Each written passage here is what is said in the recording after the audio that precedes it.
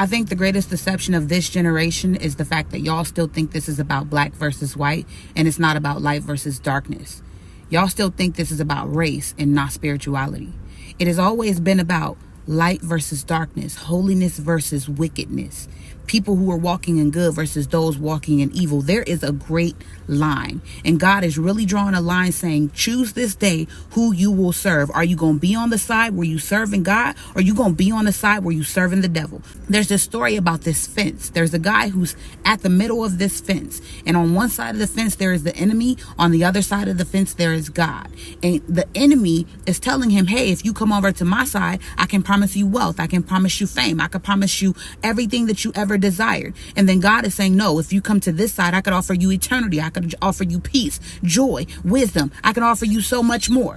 But the guy is like, honestly, I like what both of y'all are offering. How about I don't choose either and I just sit right here on the middle of the gate? I could dabble in over here when I get ready, dabble over there when I get ready. And then eventually the time runs out and his light is snuffed out. He runs out of time, and he opens his eyes and he realizes he's surrounded in the presence of the enemy by spiritual darkness. And he goes, no, wait, I didn't choose this. I said, I didn't choose either of you. I didn't choose you. Why am I on this side? And the devil goes, I created the fence.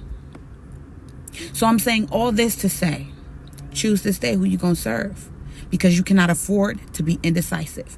This is not the season of indecision. This is the season where you choose this day who you are going to serve, because this is not about race anymore. That was a principality that happened in a different time. Now we're in a different season where the principality is about spirituality.